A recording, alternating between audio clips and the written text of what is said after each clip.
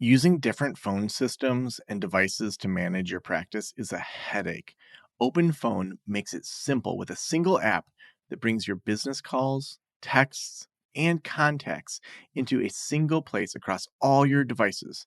Activate your 7-day free trial and get 20% off your first 6 months when you sign up at openphone.com/Joe. Again, that's openphone.com/Joe.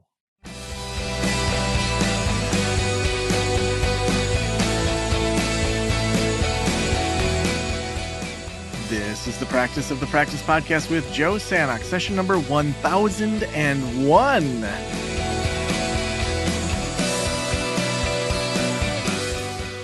I mean, that's going to take some getting used to. 1,000 podcasts. Holy cow. Hanging out here with Andrew Burdette, who is one of our private practice consultants here.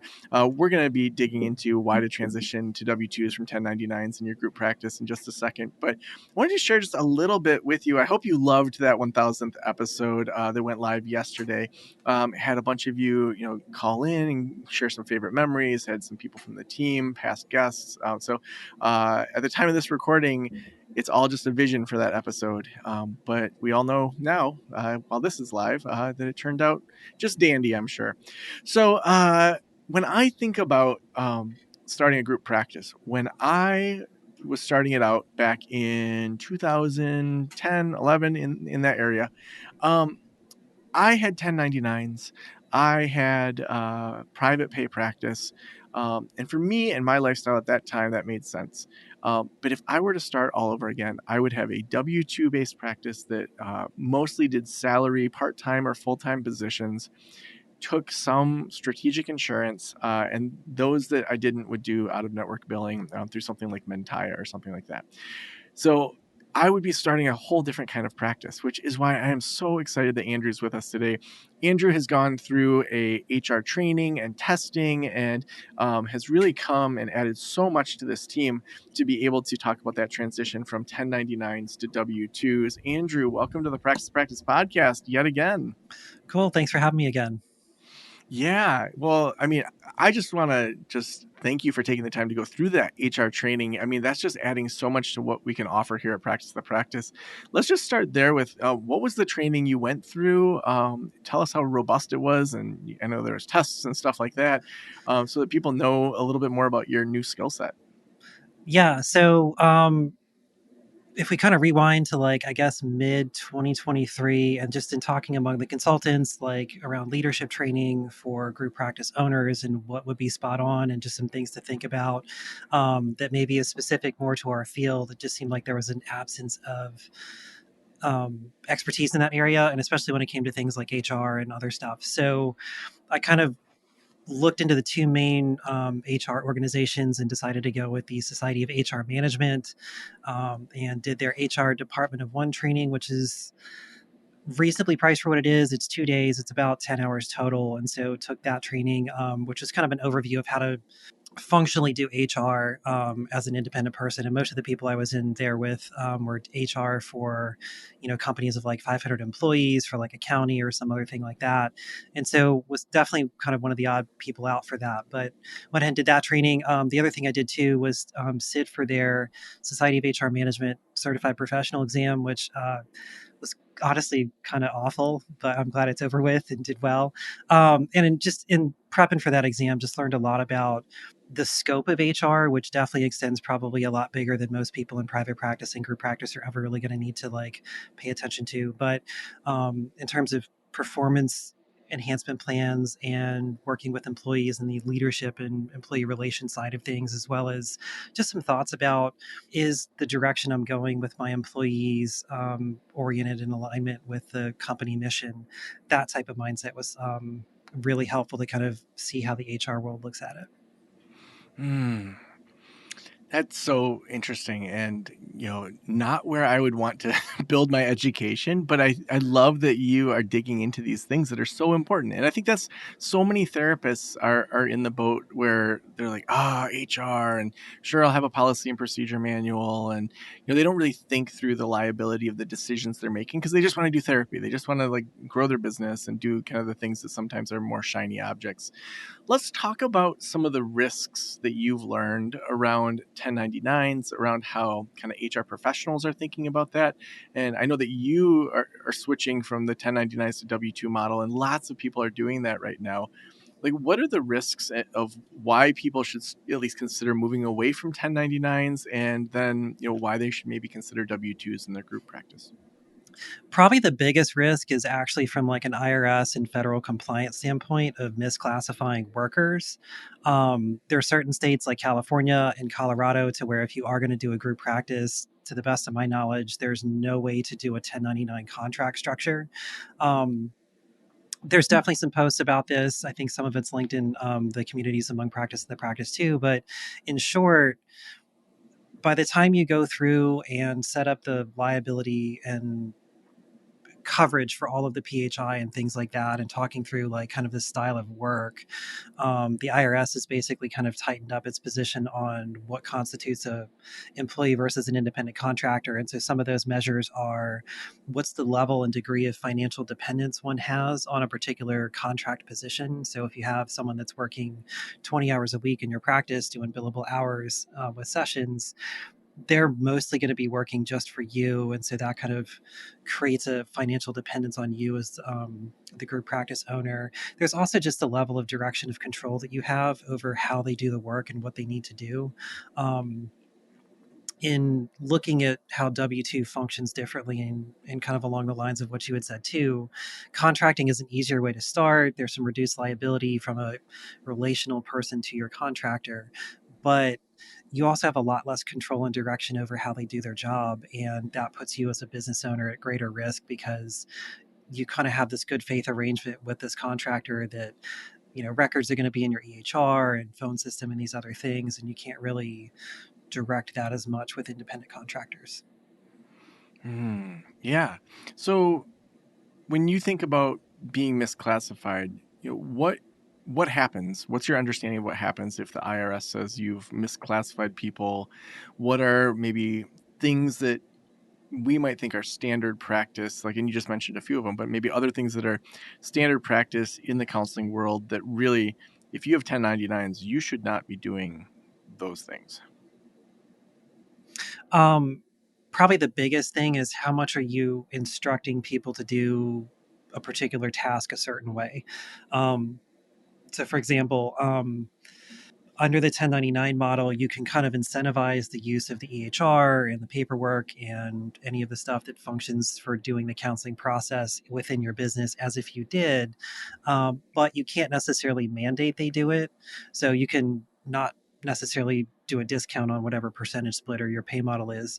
So you can kind of financially incentivize them to participate. But you can't really say, I want notes done this particular way. This is the timeliness that things need to get done. You can kind of have some leeway there. But for the most part, um, think of it like if you were hiring a plumber, you don't really get to tell the plumber how to be a plumber. And so if you want to tell your clinicians, this is how the practice is going to do business, and these are the rates and our minimums, and this is what our intake prices are, and you're stuck using that particular like financial end of things, then you're kind of telling the plumber how to be a plumber, and that ends up in that kind of misclassification category. Yeah, one example I often use is when I had 1099s. One of these guys that worked for me, Steve, he worked with a lot of addicts, and in the summer he would wear flip flops and like cargo shorts to the office, and sometimes even just like a t-shirt. And I was like, "Are you kidding me? Like, come on! Like, we are a professional organization that tends to get higher end people." And I'm like, "But." Kind of telling someone what they're supposed to wear as a contractor, you're not supposed to do. And later on, I ended up asking him about that, and he said that, he tried to put on days specific addicts that he knew really needed him to dress down, and so he was doing it actually as a therapeutic strategy to have people open up. But for a while, I'm like, this is not the professionalism I want. But he's a 1099, and I'm not supposed to tell him these things. Yeah, I can relate to the dress code in addiction type settings too, having worked a lot in the substance use background as well. That it's a very different kind of approach and dynamic in that world. But there is that striking a balance between still showing up and being professional, even if you're still dressed down. And I don't know that I've ever had a job I've shown up in flip flops and shorts for in this field. Um, but yeah, things like dress codes. Some other interesting things that would potentially constitute like a misclassification. So if you have business hours and there's some really clinically good sound reasoning for having boundaries around when you respond to clients and stating this is after hours, we're not a crisis center. If you have somebody that's responding to things, you know, 8, 9, 10 o'clock at night over the weekend, what it ends up doing is sends messages to clients that, the practice or someone at the practice is available at all times. And that may not be how your practice is set up. I know most people in private practice have a crisis management plan and contact your ER or present there versus expect to have me on call at midnight or 1 o'clock in the morning on a Friday. Mm-hmm.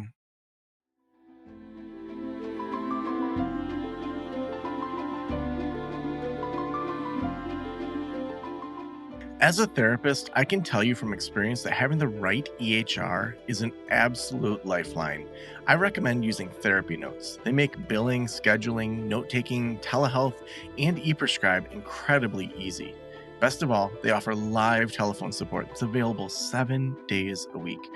You don't have to take my word for it. Do your own research and see for yourself.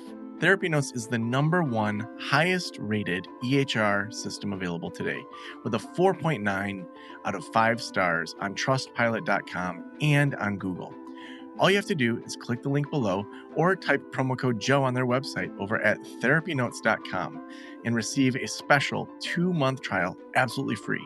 Again, that's therapynotes.com and use promo code Joe on the website. If you're coming from another EHR, Therapy Notes will also import your demographic data quick and easy at no cost, so you can get started right away. Trust me, don't waste any more of your time and try Therapy Notes. Just use promo code Joe at checkout. Yeah, so let's talk a little bit about the benefits of a W-2. So I think there's and I've probably perpetuated this, that there's this feeling that 1099s are easier and less risky, and W-2s are more liability and more risky. First, is that true? And if so, or if not, why? And then what are some of the benefits of W-2s other than avoiding the IRS misclassification? I don't know that either one's more risky. I think they're risky in different ways. So the risk with an independent contractor, if you really are treating them as an independent contractor, is you have a very limited amount of direction that you can give them and mandate how they do things. Otherwise, they kind of end up as a W 2. Another thing that is notably different between the independent contractor model versus W 2 is right now, because I'm still in this transition process away from 1099, is to really ensure that it's clear that these are independent people and the potential for a business loss is there. They basically sublet blocks of time out of my office, sublet blocks of time out of my office. I do a directory stipend. It's up to them whether or not they're actually using it for that. Everything's really kind of transactional and there's a lot more paperwork involved. There's invoicing and other things. Whereas a W 2, I could just simply look at a timesheet, run billable hours, submit all my billing to my biller, and be done without having to have the extra paperwork piece of things. From a liability standpoint, I guess in a clinical sense, once the transition's done, everyone's going to be on my company's liability insurance, which actually sounds like it's going to be more expensive than it really is in practice. I use CPH. They tend to be really affordable. I was quoted something between like $8 and $10 a month per employee. Now that only covers work done within my practice. So if I do have somebody that is a part-time person, they're going to still need liability insurance for anything outside the practice. But I at least from a business owner perspective can see what's in place, can know that the minimum standards are being met to protect myself and just the business as a whole, and can also direct them clinically about here's the level of standards your documentation needs to have. In talking with biller people around timeliness for insurance billing, 48 hours tends to be the cutoff. So trying to come up with a structure that requires employees to kind of get notes done in a timely fashion so that you're not running a risk of a future audit and a clawback because notes were done days or weeks, too late. Those kind of things. I think that's more of some of what you were asking about as well, right? Yeah, yeah, and I think as people start to think about this, we're doing a three-part series, so it's nice that we don't have to pack it all into one. In the next episode, we're going to go through those exact steps to go from 1099 to W-2. In prep for that, because knowing that we're going to in the next episode go into those exact step by step, what do you do in preparation for it? What should people be thinking about or planning or have in order before they even go through the steps of switching over to W-2s? Um, First up, I would definitely encourage people to really take a serious look at their numbers. 1099, I know locally with the pandemic, because everybody was remote, everybody was kind of starting like closer to a 70% split. That's really just unsustainable, especially since 2020 and inflation costs and stuff like that. So a 60/40 split's more common, more typical in the 1099 world, and much more sustainable in the long term. And figuring out numbers from a W-2 side, because there are going to be some additional things that you definitely have to account for. So those would be unemployment insurance, which is going to be set up through the state. It's relatively negligible, and then workers' comp in case anything happens. Um, in talking to a bunch of colleagues locally, I'm in a group of group practice owners in Asheville, and we're all really collaborative. And it's just been an amazing experience for the little over a year that we've had this going. And roughly plan to budget in probably 12 to 15% difference in terms of a percentage, in terms of leaving a little headroom to cover anything extra past. Not explaining this well.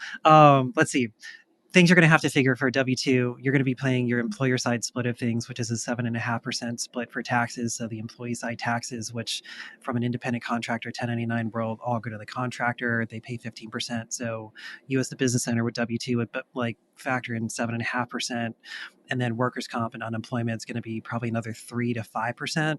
So planning for about a 12 to 15% pay difference in terms of take home for the employee is going to be part of that. And then the other things to factor into that equation are existing overhead costs, like what's your office space, what are your basic logistics, how expensive is your EHR to add people. These are probably things you already have a good sense of in a 1099 model, because again, if you're accounting for employee or client records and things like that, a lot of that infrastructure is probably going to be similar. It's just there's not going to be maybe a cost sharing difference the way you might have with a 1099. So wherever your say 60-65% number might be for 1099, I know most practices in our area are kind of running like 52 to 55% if they're doing a split, or doing a flat rate that's really consistent and an average with that rough split percentage. And then at the end of it, how much am I paying for my insurance billing if you're an insurance based practice? What are the other things I want to offer my employees? Am I doing benefits? How much PTO? What does that look like? Those types of things. And that'll kind of land you in a ballpark of what you can offer to people and still afford to keep the lights on. Mm. Now, one thing I know that with the rise of online counseling, a lot of practices have been hiring people from other states, or specifically to offer services across state lines where people are licensed. What do people need to think about if they're switching from 1099 to W-2 and they have people in multiple states? That's a whole other level of complicated. I know it can be done. So from my own experience, Justina, when she started with me, was living in Washington State and then moved to Oregon and lived there for about a year and has since moved back to Asheville. So under the 1099 model, it wasn't a big deal. I just simply emailed the board in both of those states, just make sure it was okay that she was living there, working remotely, seeing clients in North Carolina, and everything was really easy.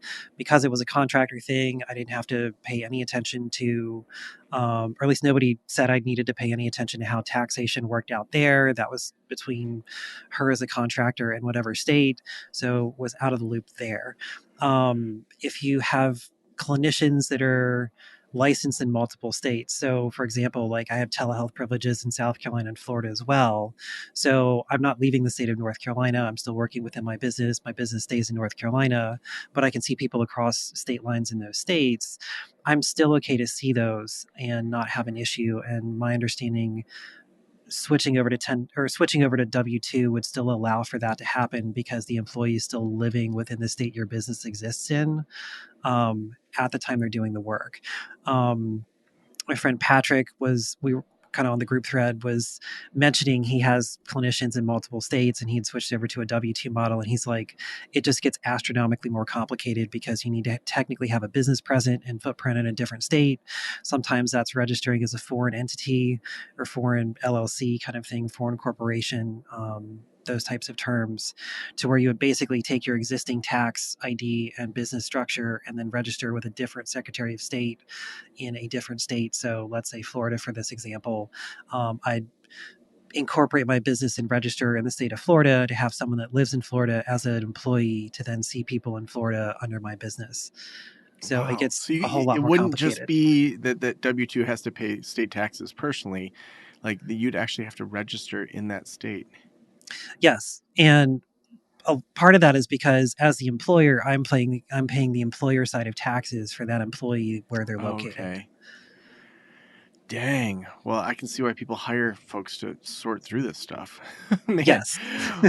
Well, so we'll get to the last question I always ask, and you'll get to answer it 3 times because we're going to be doing 3 of these episodes. But specifically, I want to just talk a little bit about this consulting package that we're offering, during this time that we're doing these podcasts, between now and August. So over at practiceofthepractice.com/W2, any of you that are listening, you can read a little bit more about this consulting package. And Andrew, I'll go over kind of the big picture things and maybe you can drill into them. So it's a 3-month consulting package to help you go from 1099s to W2s. So if you have 1099s and you want to add W2s, Andrew, would you say it's applicable to people that maybe just have W-2s already, or would you say primarily, I think that switch from 1099 to W-2? I think this is mainly going to be for people that are planning to do W-2 from the start or have 1099s and then doing the transition from 1099 to W-2. I think that's mainly where this is Yeah. targeted. Yeah. So it'll include monthly consulting with Andrew. So that'll be an hour every month, either as one standalone or as 2 30-minute sessions. It's up to you and Andrew to talk through that. And then there's also going to be a 1-hour group that Andrew's going to be hosting for everyone that's in this with him. It's going to all be kicking off August 2024. You can read more about that over again at practiceofthepractice.com/W2. But Andrew, kind of tell me month by month what people will be covering in that consulting with you and in the small groups. So month one, at least in terms of how I'm thinking about this, month one would be just kind of take an inventory of where you're at, looking at your contractors. Are they all consistent? Are there some different roles with things? Talking about planning out, I guess, how you want to set up your employee benefits package and structure of things. Are you going to mandate full time as 20 or 25 a week, which is one of the things that isn't necessarily a factor always with independent contractor status, and just kind of coming up with a game plan and having a checklist of things to start getting in motion and planning out and getting some information about things like, what's the process to register for unemployment insurance with the state, those types of things, finding some benefits consultants. Are you looking to include things like health insurance or a stipend or other things like that on behalf of your employees? And that's going to be really determined by size of your practice and things. So kind of the game plan, month 2 would be something along the lines of implementing the checklist, having the conversation, have offer letters and job descriptions, and ready to start having those conversations with your existing contractors and highlighting those benefits as an employee and how it simplifies their world, because some of it's going to be a little bit of a sticker shock to say, well, I'm taking home 10 or 15% less, and to break down the numbers of like, actually in reality, you're kind of taking home roughly the same as you were before. And at this point you have less to do because I'm handling more of that now. And then month 3 would just be checking in to see how things went, and is there any troubleshooting or tweaks or anything that need to happen to just kind of bring the rest of the W-2 status fully online. Mm. So awesome. Well, Andrew's consulting usually is $7.95 all the way up to $9.95 a month, but you can do this program for $5.95 a month. So we are going to be opening this up just for the next few weeks to get people in there to kick it off in August of 2024. So again, that's practiceofthepractice.com/W2. Andrew, the last question I always ask is, if every private practitioner in the world were listening right now, what would you want them to know? If you're planning to do a group, seriously consider W-2 from the start. Down the road, you'll be in a much better position, and you'll probably find as you do the 1099 world that the level of control and management that you really want as a group practice owner is only really available in the W-2 space. So awesome. Well, thanks for being on the show, and we will have 2 more episodes with you soon. Thanks for having me.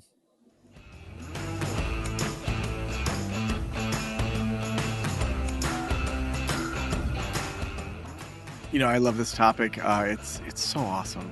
And, just looking at something that I taught for years of how, you can do 1099s or private pay, just looking at how things change, and that's why listening to shows like this and educating ourselves and challenging the ways that we think about things and how we conceptualize things is a good thing. We want to make sure that practices are protected and that they're smart, and that advice we give, even though we have that disclosure at the end, that we still want to make sure we're keeping up with best practices as much as we can.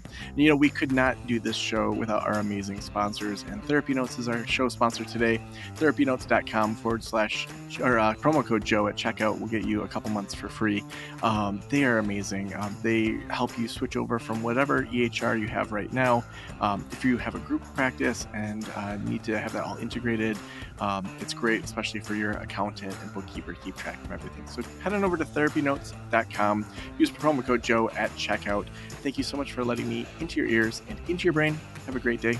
I'll talk to you soon. Special thanks to the band Silence is Sexy for that intro music, and this podcast is designed to provide accurate and authoritative information in regard to the subject matter covered. It is given with the understanding that neither the host, the producers, the publishers, or guests are rendering legal, accounting, clinical, or other professional information. If you want a professional, you should find one.